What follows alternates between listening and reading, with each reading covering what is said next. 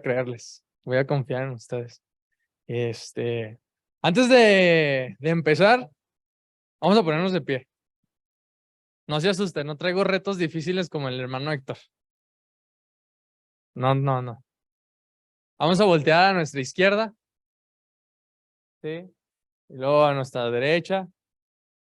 Yo estoy en contra, no. Yo estoy en contra.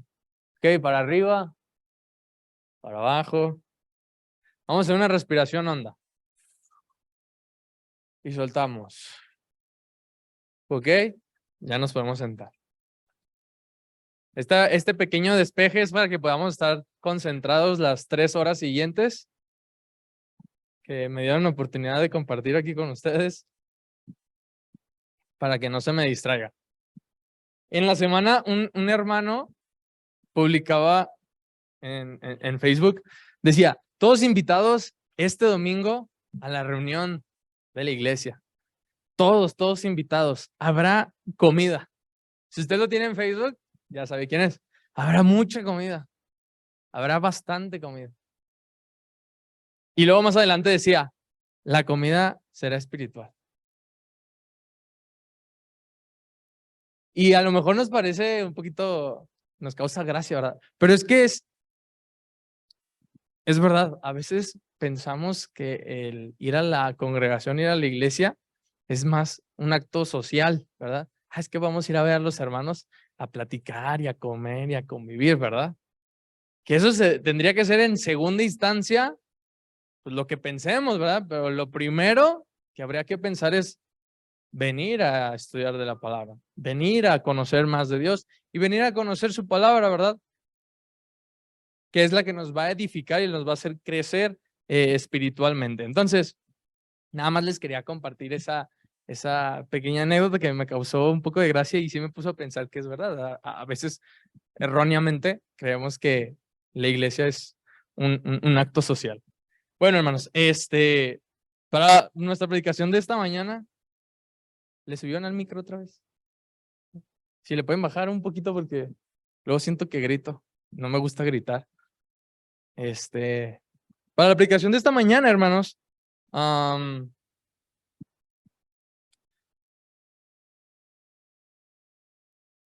sé si alguna vez en su vida, ¿verdad?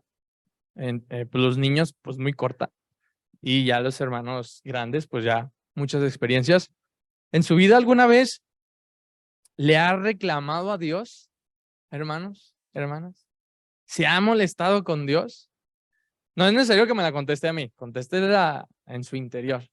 ¿Alguna vez se ha sentido molesto con Dios, molesta con Dios? ¿Le ha recriminado algo? ¿Le ha reprochado algo? Yo creo que al menos una vez sí lo hemos hecho, ¿verdad? Y me incluyo. Al menos una vez sí lo hemos hecho.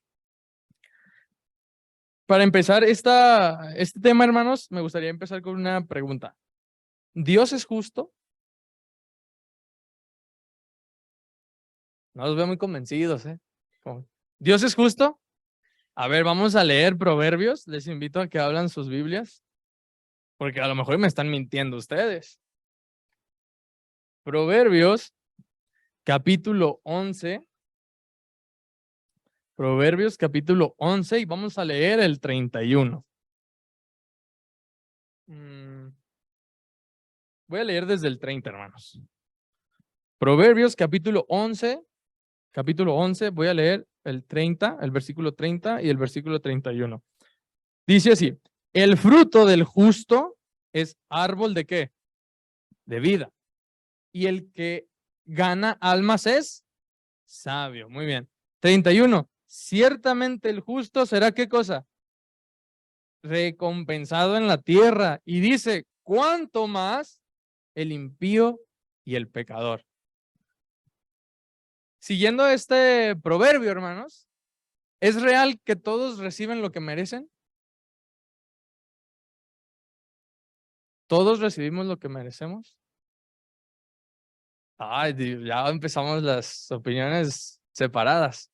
Eso es lo que me gusta, que nos peleemos. No se crea. Que tengamos diferentes puntos de vista de ver estas cosas.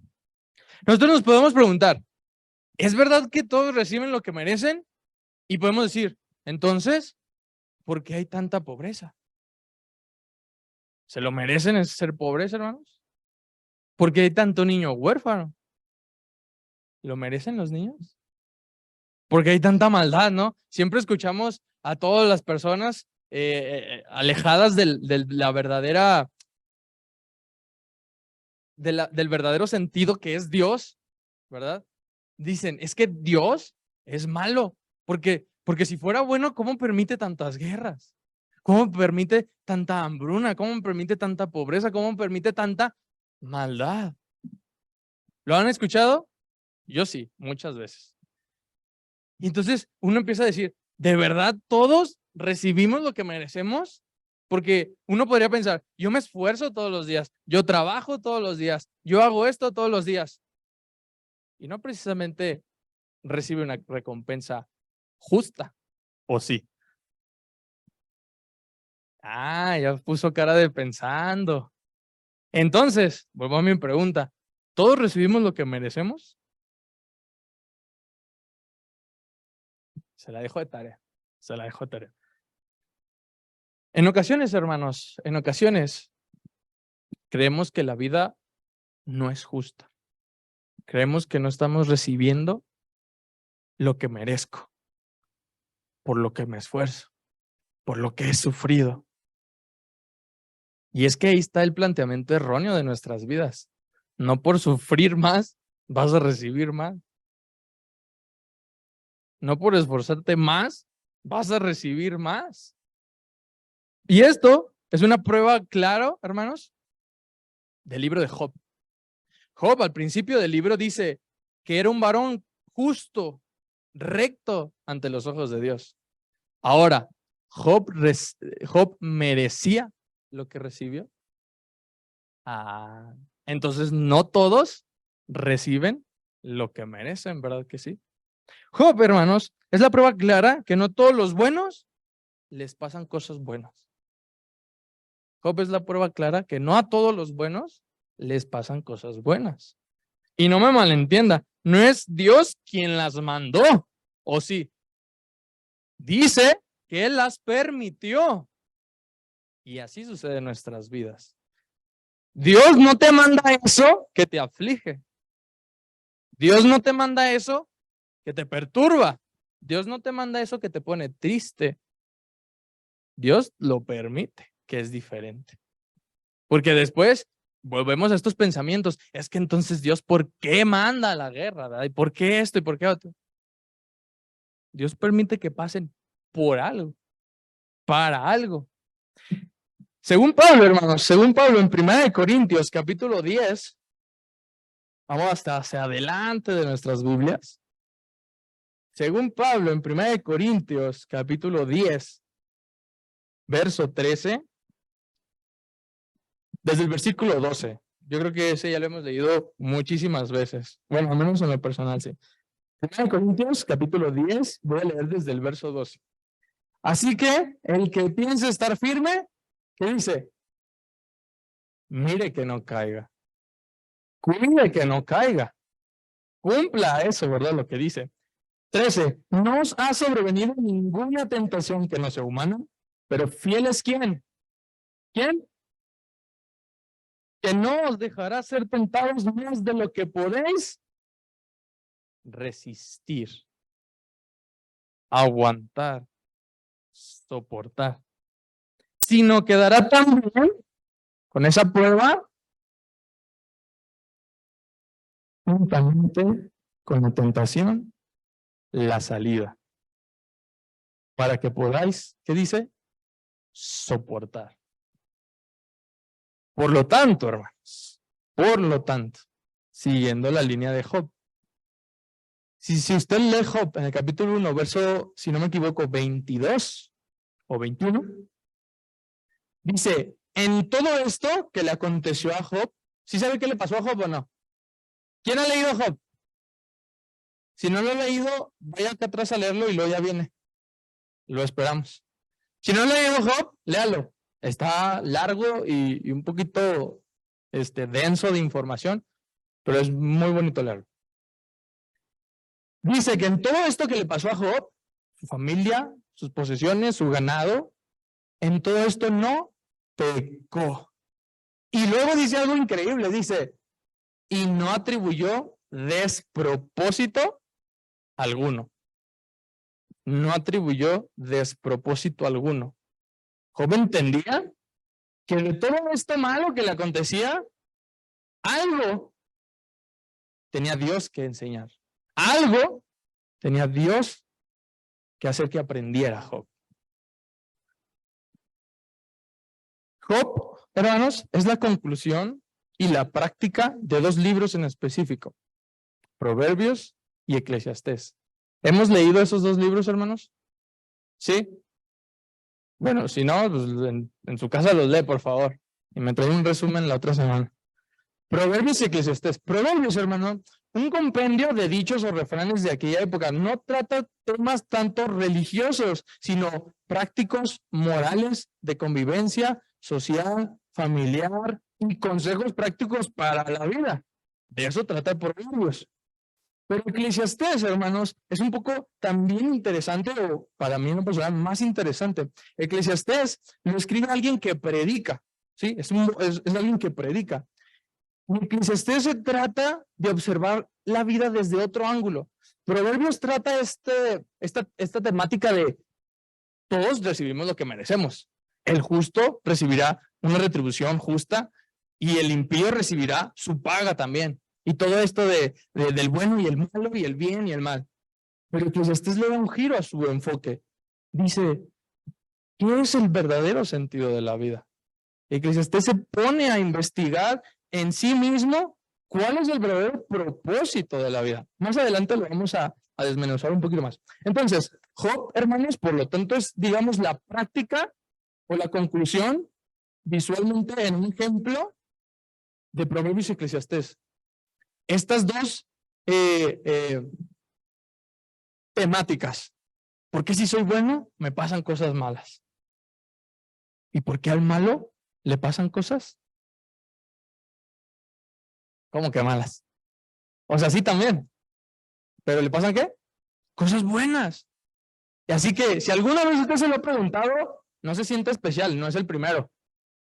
Perdón que se lo diga así. No es el primero que se lo pregunta. Ya se lo había preguntado hace mucho tiempo a otras personas. ¿Por qué a los buenos les pasan cosas malas? Y a los malos les pasan cosas buenas. Job cuestiona la vida. ¿Por qué? Porque cuestiona de que tiene conflictos con su esposa. ¿Sí se acuerda qué le dice su esposa? ¿Qué le dice? Maldice ¿a quién? A tu Dios. ¿Y qué? Y muérete.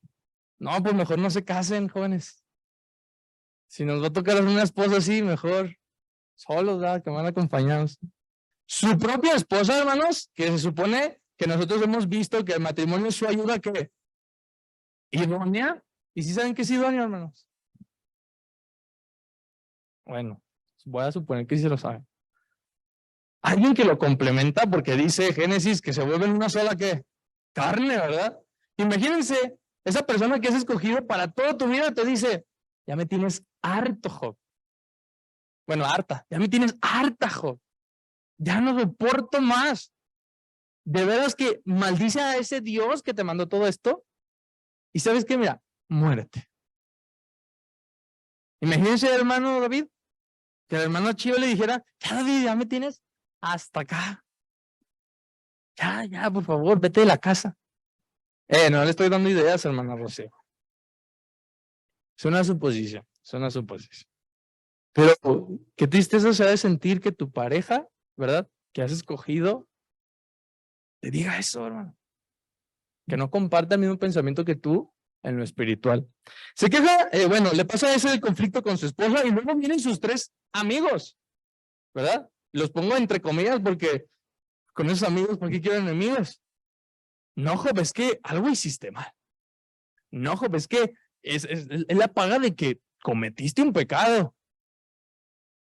Eran tan fuertes sus acusaciones, hermanos, que el pobre Job, ¿sabe qué hizo? ¿Sabe qué hizo? Dijo, no, pues entonces sí creo que hice algo mal. Eran tan fuertes las convicciones de sus amigos que Job empezó a cuestionarse a sí mismo de, no, entonces soy malo. Entonces no estoy haciendo lo que yo pensaba que estaba haciendo bien. Pero ya después se da cuenta Job que no, que eran sus amigos malos. Bueno, entonces, tenía conflictos pues con lo que le pasó en la vida. Tenía conflictos con su esposa. Tenía conflictos con sus amigos. El pobre Job, yo creo que lo que menos esperaba era tener problemas con ellos. Ya bastante era estarse rascando todo el día y estar ahí entre silicio y todo ceniza. Pero Job dijo algo importante, hermanos. Desnudo, salí del vientre. Y desnudo, me voy a ir.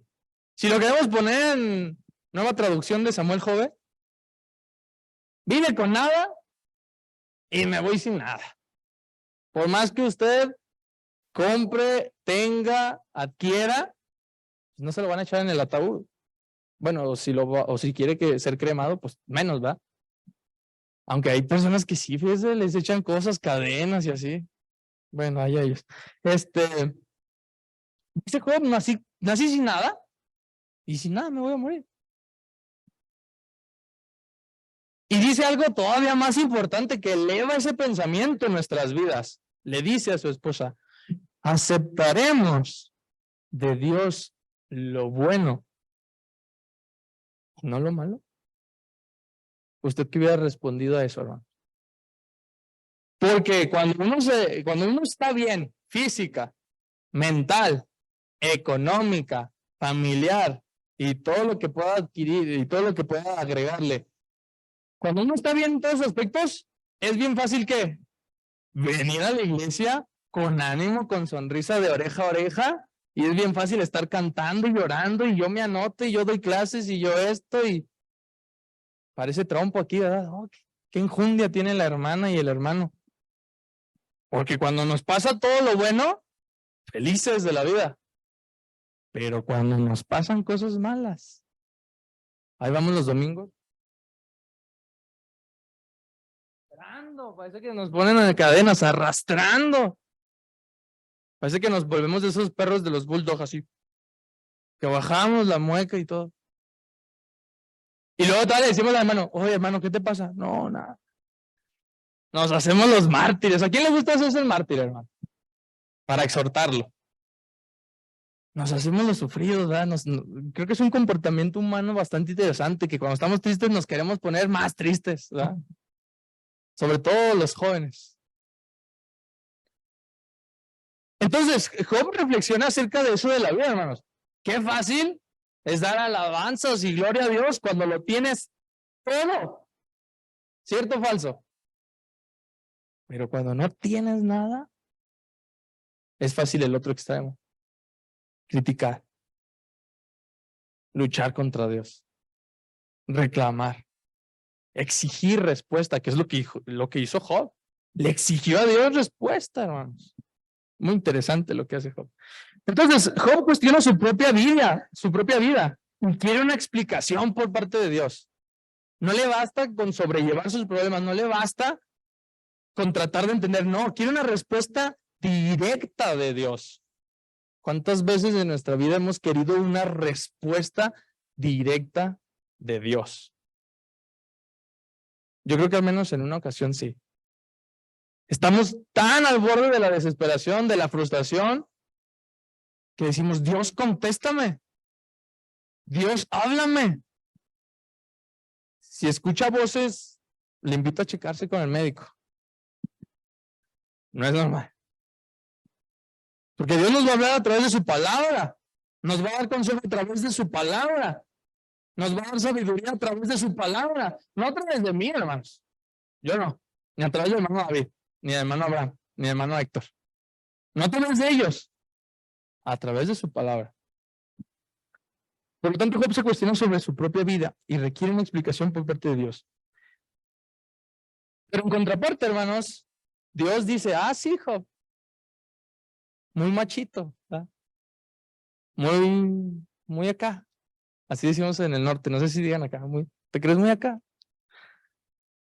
Dios le da una enseñanza, Dios le da una enseñanza muy grande, de la que Job yo creo que nunca se volvió a olvidar en su vida. Imagínense que Dios bajara en forma de un torbellino. ¿Sí se acuerda? Cuando Moisés va al pueblo y arriba del monte de Sinaí, ¿qué era? Una nube grande, con truenos, que dice que la voz de Dios era como de bocina, de potente, que incluso el pueblo se asustó. ¿Se acuerda de ese pasaje? Que le dice, no, Moisés, habla tú. Nosotros estamos aterrorizados. No vaya a ser que nos pase algo a nosotros, habla tú. Imagínense que aquí bajara un torbellino. Bueno, o sea, en sus casas o no sé, ¿verdad? En su lugar que esté ahí exigiendo una respuesta a Dios, bajar así. Y dentro de ese torbellino, una voz y le contestara. Y le contestara lo que vamos a ver más adelante, ¿verdad? Entonces, Dios le enseña una enseñanza muy grande de lo que Job ni siquiera podía llegar a comprender, hermanos. Nuestra mente terrenal es tan finita, nuestra mente terrenal es tan limitada, ni siquiera podemos entender muchas cosas de las que es Dios, muchas cosas de las que hace Dios, muchas cosas de las que Dios nos prepara. Y eso es normal, hermanos. Nuestra mente es terrenal, finita, pequeña. No hay punto de comparación para la sabiduría con Dios. No llega a comprender la magnitud del poder y la sabiduría de Dios. ¿Y cómo lo manifiesta Dios? En Job capítulo 38. Job capítulo 38.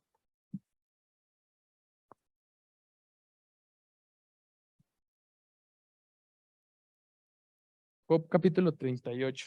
Fíjese cómo dice en el versículo 1. Entonces respondió Jehová a Job desde un torbellino y dijo, ¿quién es ese que oscurece el consejo con palabras sin sabiduría?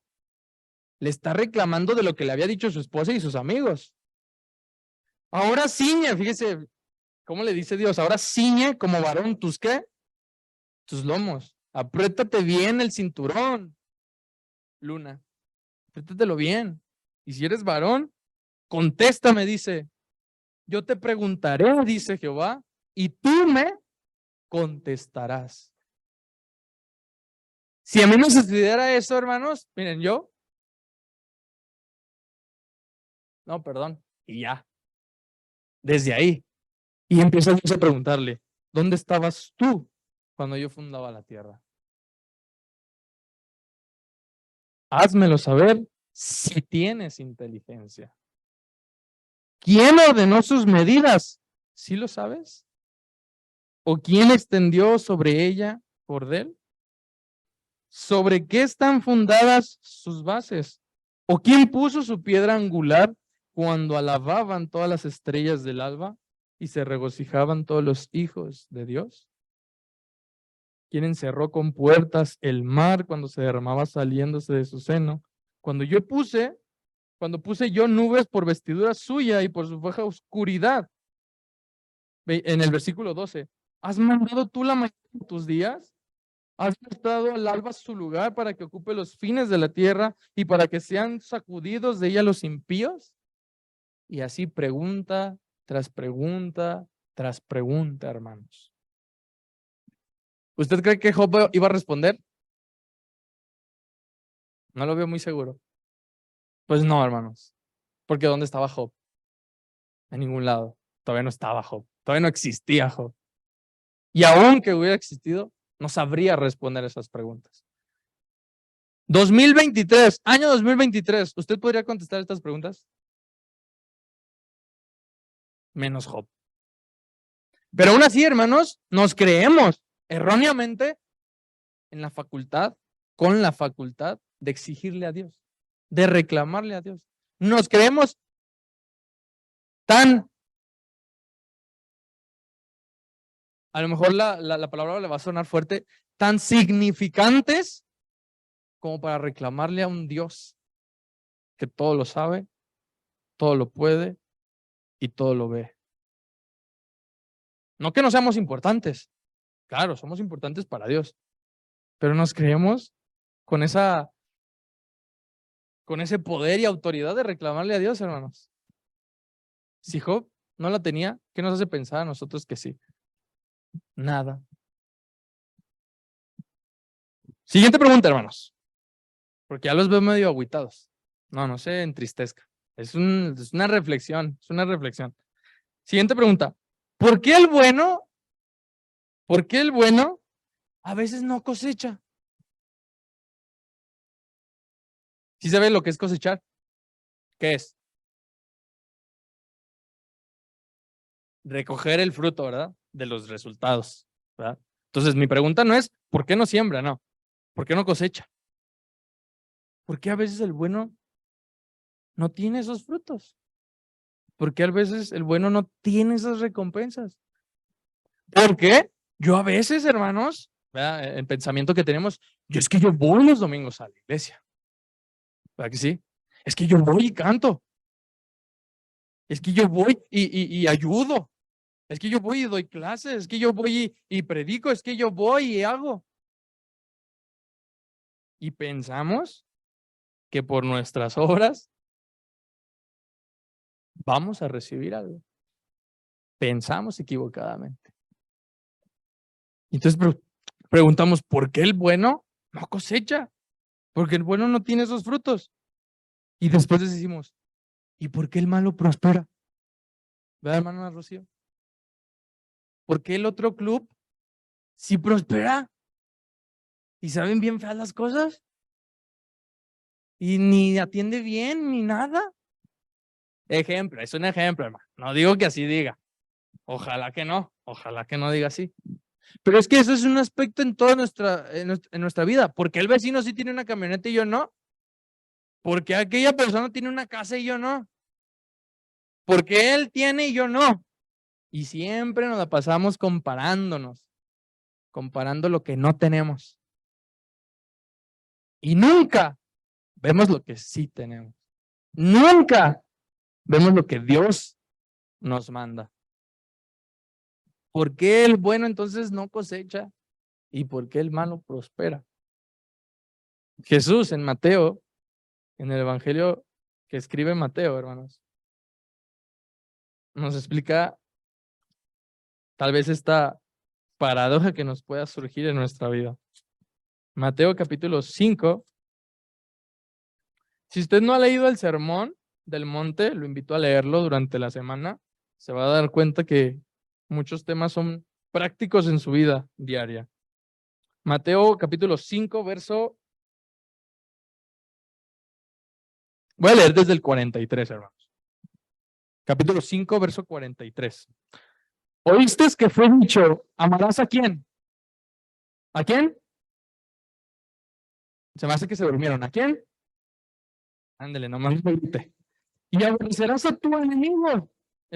Habrán escuchado eso, dice Jesús. Pero yo os digo, amad a vuestros ¿qué? Bendecid a los que os, haced bien con los que os, y orad por los que os ultrajan y persiguen, para que seáis hijos de vuestro Padre que está en los cielos. Y aquí viene nuestra respuesta, hermanos. Dice Jesús, que hace salir su sol sobre malos y buenos, y que hace llover sobre justos e injustos.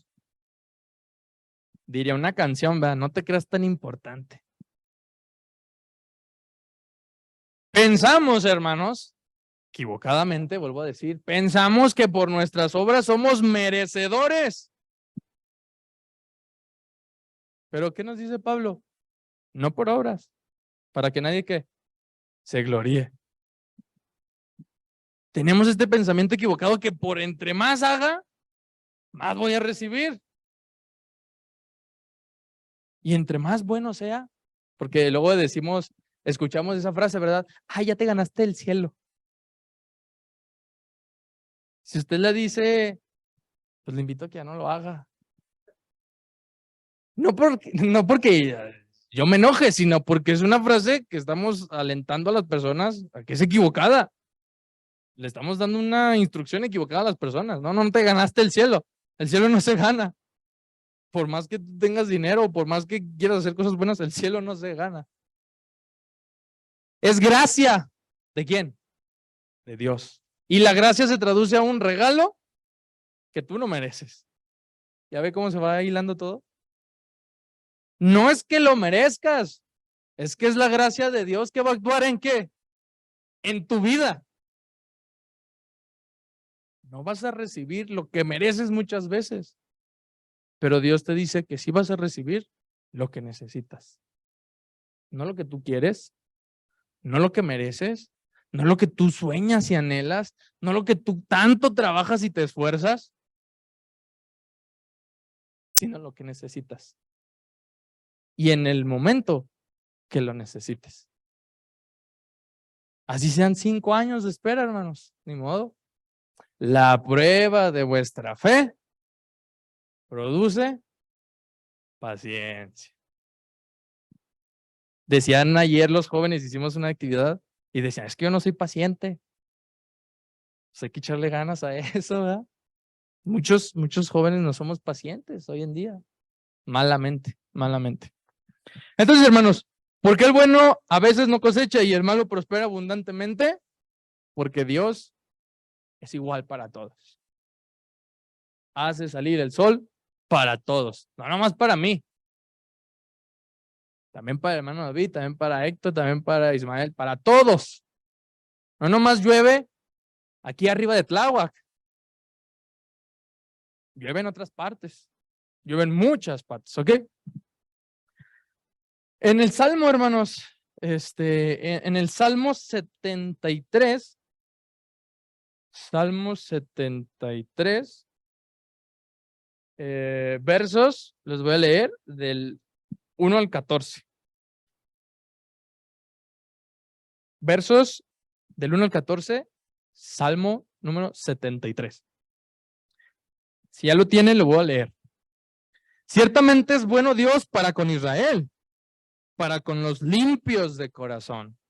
En cuanto a mí, casi se deslizaron mis pies, por poco resbalaron mis pasos, porque tuve envidia de los arrogantes, viendo la prosperidad de los impíos.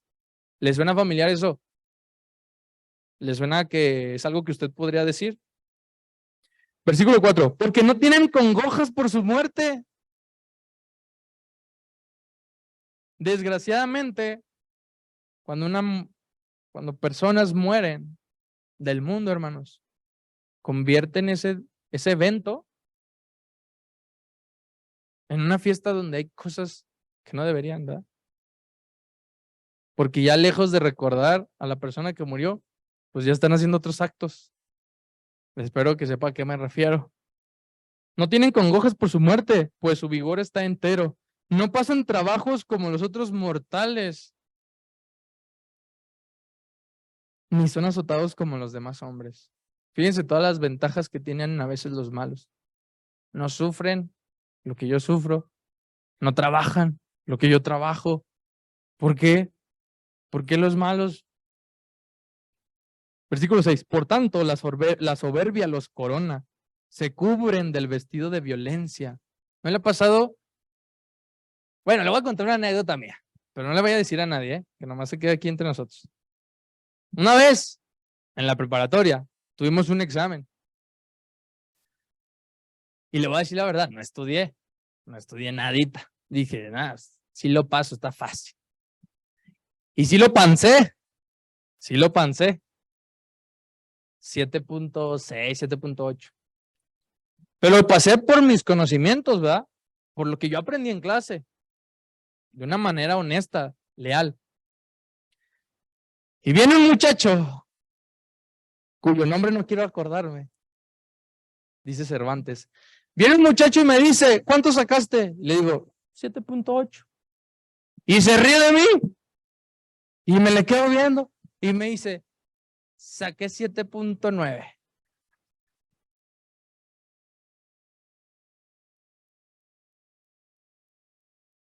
Eso no habla bien, eso no habla mal de mí. Digo, perdón, eso no habla bien de mí.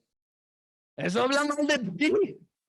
Por sacar un punto extra más que yo. Es más, ni siquiera un punto. Milésimas. Y eso no es lo que me enojó.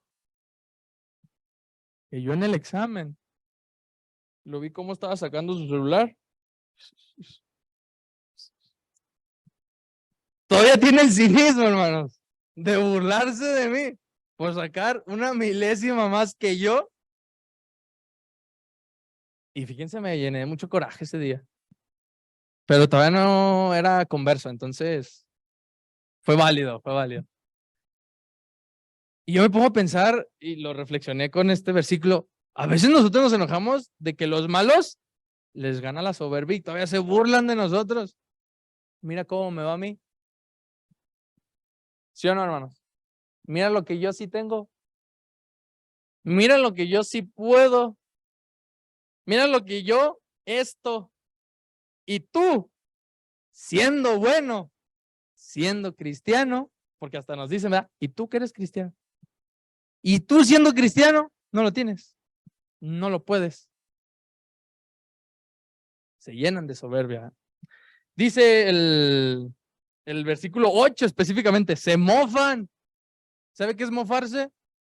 Burlarse, reírse. Se mofan y hablan con maldad de hacer violencia. Hablan con altanería, ponen su boca contra el cielo y su lengua pasea la tierra. Versículo 10. Por eso Dios hará volver a su pueblo aquí, y aguas en abundancia serán extraídas para ellos. Y dicen, ¿cómo sabe Dios? Y hay conocimiento en el Altísimo. He aquí estos impíos, sin ser turbados del mundo, alcanzaron riquezas. Versículo 13. Verdaderamente en vano he limpiado mi corazón. Llega una tal reflexión triste el salmista que dice, ¿en vano he hecho todo este bien? ¿En vano he limpiado mi corazón? ¿En vano me he apartado de la maldad? Porque si siendo bueno, no tengo lo bueno, y los malos, siendo malos, tienen lo bueno, ¿qué caso tiene? Nuestra mente terrenal eso piensa. En vano, verdaderamente en vano he limpiado mi corazón, y dice, y lavado mis manos en inocencia, pues he sido azotado todo el día y castigado todas las mañanas. ¿Quién se ha identificado con esto, hermanos? Yo creo que muchos nos hemos sentido identificados. Pero si se acuerda que dice 1 Corintios capítulo 15, verso 58, en vano. No, nada es en vano cuando trabajamos. Nada es en vano cuando obramos para el Señor. Nada es en vano cuando dedicamos nuestro tiempo a Dios, hermanos. Aunque nosotros terrenalmente lleguemos a pensar que sí, es una conclusión errónea, hermanos. Cuando nosotros trabajamos para Dios, cuando nosotros depositamos nuestra confianza en Él, nada de lo que hacemos es en vano. Nada de lo que creamos, hagamos, vayamos, digamos, nada es en vano. Aunque por un momento, dice Pedro, tengan que pasar esta aflicción, su contentamiento no está en esa aflicción, sino en lo que vendrá después, en lo que viene después de la aflicción. Por lo tanto, hermanos, ¿todavía está aquí? ¿No está dormido? Bueno, si ve a alguien que se duerme, pégale, pellizquelo. Siguiente pregunta, hermanos. ¿Nosotros somos justos? Pregunta. Los que no dijeron nada, ¿por qué no dijeron nada? Así que respónganse esa pregunta para ustedes mismos. ¿Nosotros reclamamos a un Dios que no nos da justicia, pero nosotros somos justos? Isaías, más adelante, Isaías capítulo 59. Isaías capítulo 59, versos del 1 al 8. Isaías capítulo 59, versos del 1 al 8. Última vez que se lo repito, ¿va? Capítulo 59 de Isaías, versos del 1 al 8. Dice, he aquí que no se ha cortado la mano de Jehová para salvar, ni se ha agregado su oído para oír. ¿Pero qué ha pasado entonces? Pero vuestras iniquidades han hecho división entre vosotros y vuestro Dios.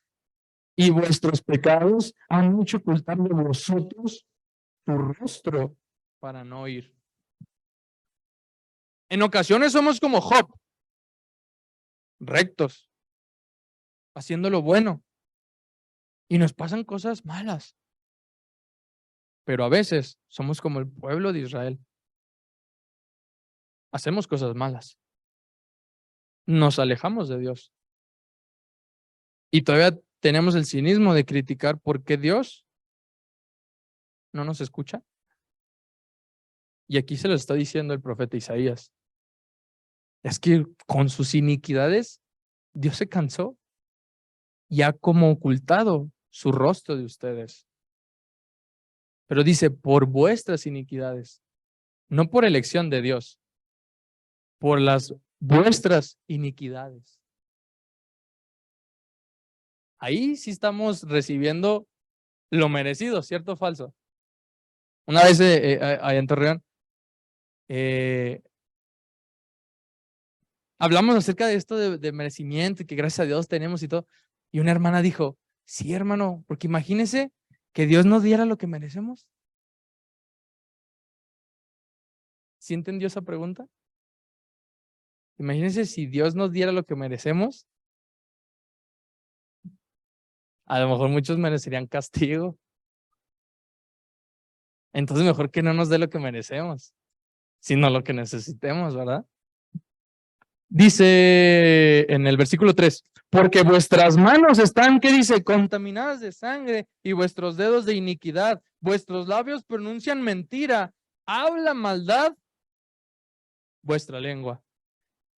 4, no hay quien clame por la justicia, ni quien juzgue por la verdad. Confían en vanidad y hablan vanidades. Conciben maldades y dan a luz iniquidad. Incuban huevos de áspides y tejen telas de arañas. El que comiere de sus huevos morirá, y si los apretaren, saldrán víboras. Versículo 6, sus telas no servirán para vestir, ni en sus obras serán cubiertos. Sus obras son obras de iniquidad, y su obra de rapiña está en sus manos. Sus pies corren al mal, se apresuran para derramar la sangre inocente. Sus pensamientos, ¿qué dice? Pensamientos de iniquidad. Destrucción y quebrantamiento hay en sus caminos.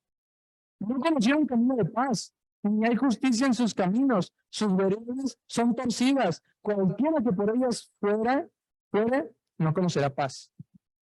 Si yo hubiera estado presente cuando Isaías decía esto, yo le hubiera dicho, ya párale, ya. Ya me está doliendo todo lo que me estás diciendo, ya. Ya déjame, por favor, ya entendí, ya. Estoy mal. No estoy en el camino correcto. Porque les dijo cosas duras, hermanos. Y que muchas veces estamos en ese camino. Muchas veces estamos en esos caminos de iniquidad, en esos caminos que no son correctos, pero ahí estamos reclamando, ¿por qué Dios? ¿Por qué a mí? ¿Por qué permites esto? ¿Y por qué no me escuchas? ¿Y por qué no me das lo que quiero? ¿Y por qué esto? ¿Y por qué aquello? Cuando ni siquiera nos ponemos a cuentas con Él. Cuando no demostramos un verdadero arrepentimiento para con Él.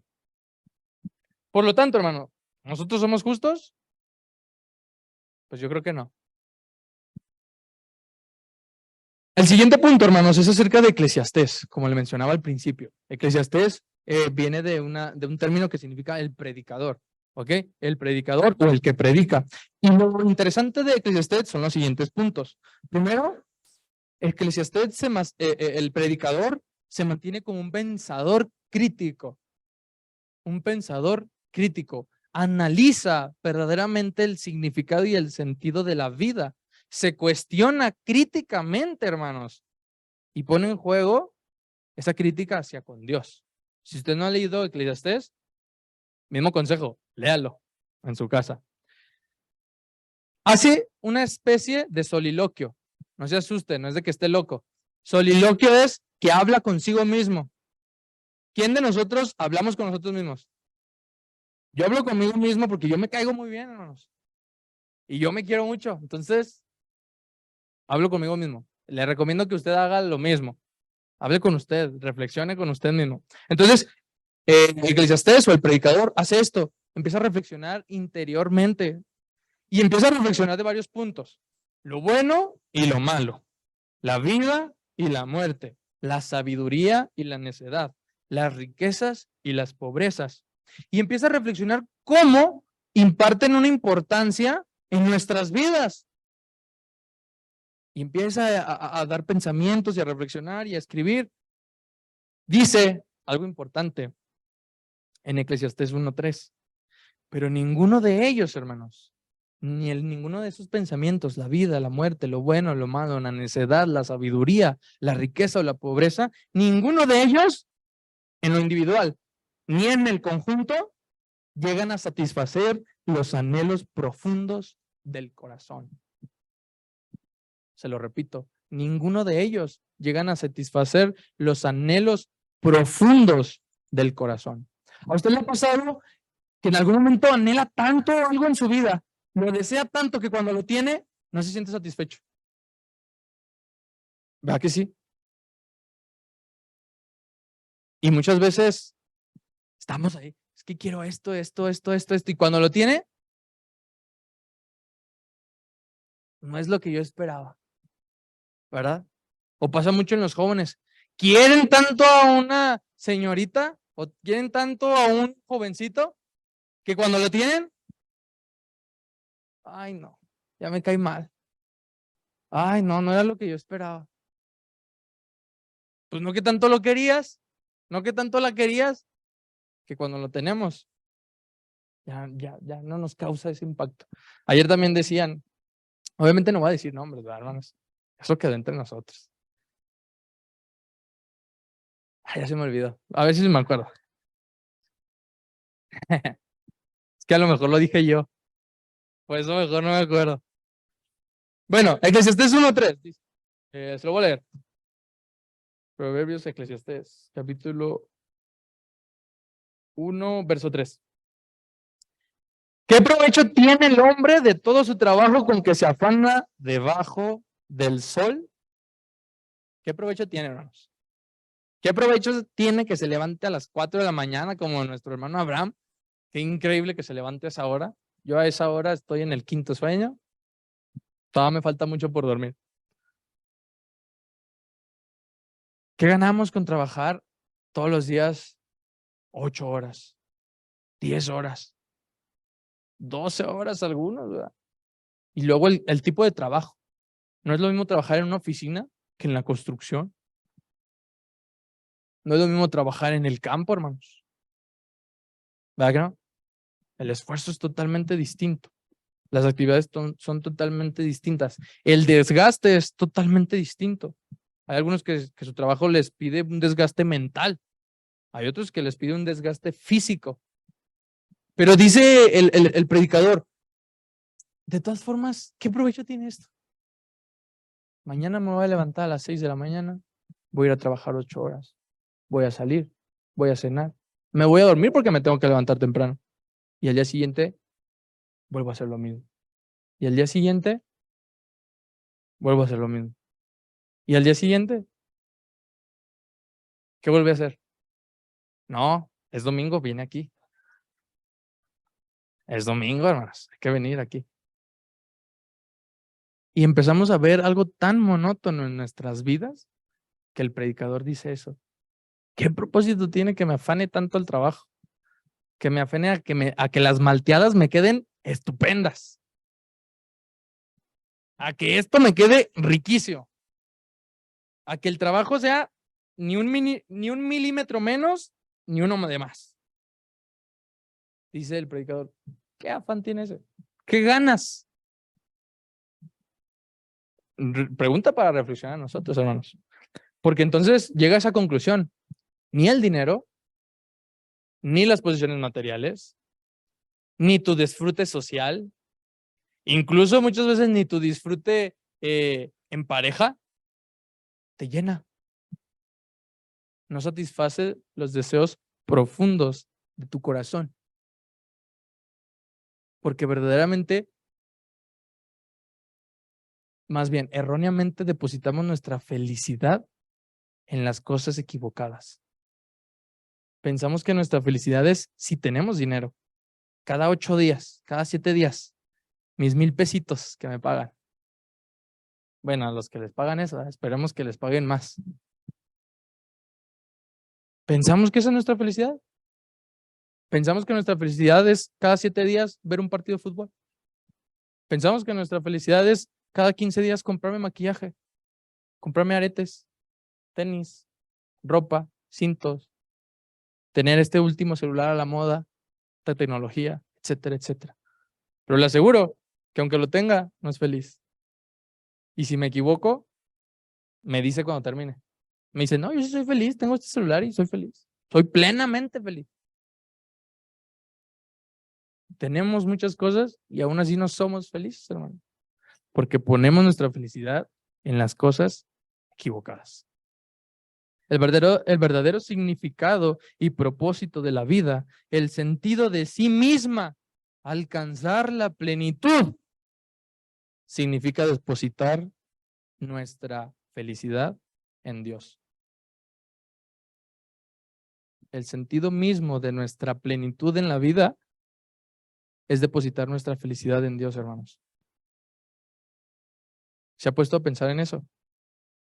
Y no con Dios, en Dios, que es distinto. No es feliz depositando su alegría en las cosas materiales, en su familia. Eso no lo va a llenar. Va a ser feliz cuando deposite su felicidad en Dios. Cuando aún se queme su ganado como Job. Cuando aún sus hijos mueran como Job. Cuando aún su esposa le reclame como Job o su esposo, usted va a estar feliz. Usted va a estar contento. Por más que a usted le pasen cosas malas, usted va a estar feliz. Porque su felicidad está en Dios. Su felicidad no depende de su contexto. Su felicidad no depende de las demás personas. Su felicidad no depende si tiene o no, si hace o no. Su felicidad está en Dios. Y si no me cree, en el capítulo 5 de Mateo, Jesús les explica las bienaventuranzas. Y el término de bienaventurado es una dicha que se estrecha en relación con Dios. Una dicha que no puede ser cambiada. Una dicha que no va a acabarse. Pero les explica que esa dicha es con Dios. Si usted quiere ser bienaventurado, quiere ser feliz, quiere ser dichoso en esta vida, tiene que depositar su confianza y su felicidad en Dios. No en personas, no en objetos, en Dios. Todo al final de cuentas en esta vida, dice el predicador, vanidad de vanidades. Todo es vanidad.